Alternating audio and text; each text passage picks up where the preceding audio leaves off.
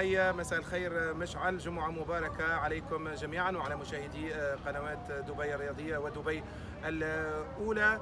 نحن هنا فعلا من أمام ملعب الثمامة الذي سيحتضن ثالث مبارياته لكأس العالم، وأنا بجانب هذا المجسم لرمز كأس العالم، هذه الكأس التي يتنافس عليها 32 منتخبا. اليوم قد نفقد أحد المنتخبات 32 أو تفقد أحد المنتخبات 32 حظوظها. هنا نتحدث عن مواجهة التي ستجمع في هذا الملعب بين أصحاب الضيافة أصحاب الدار منتخب قطر ومنتخب السنغال، مباراة لا مجال فيها للهزيمة هذه المرة، لأنه في حالة هزيمة أحدهما فإنه سيغادر رسميا السباق وسيخوض مباراة ثالثة شكلية في هذه المجموعة الأولى. الأجواء رائعة هنا في انتظار توافد الجماهير. نعلم جيدا أنه يوم جمعة ودخلنا في توقيت صلاة الجمعة في هذه الأثناء، بالتالي ننتظر بعد ساعة من الآن بإذن الله توافد الجماهير القطرية وكذلك السنغالية.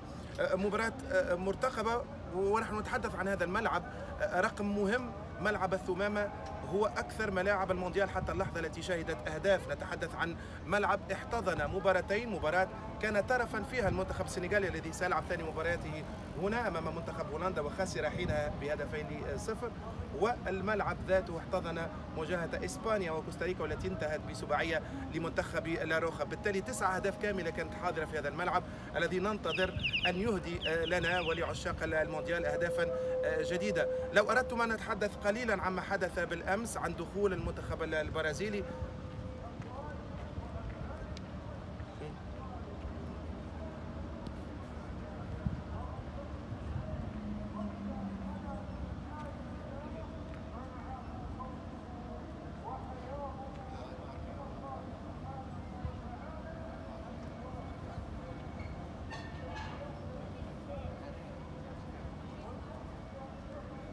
صحيح حتى قبل تحقيق الفوز مشعل، منذ خسارة منتخب الأرجنتين أمام المنتخب السعودي، والظهور كان كبيرا للجماهير السامبا البرازيلية.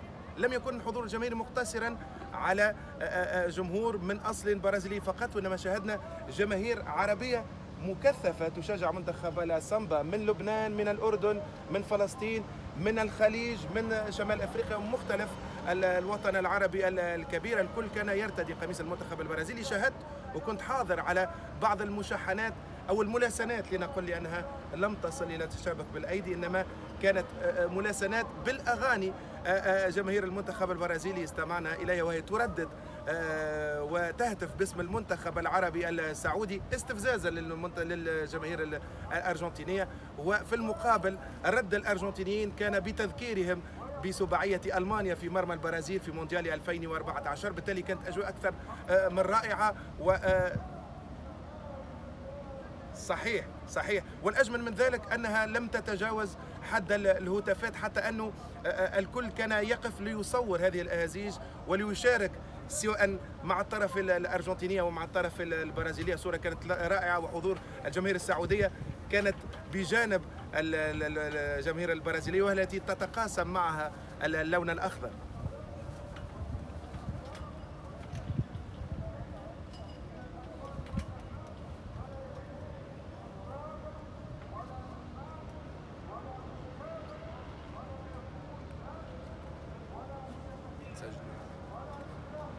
ناخذ وين ناخذ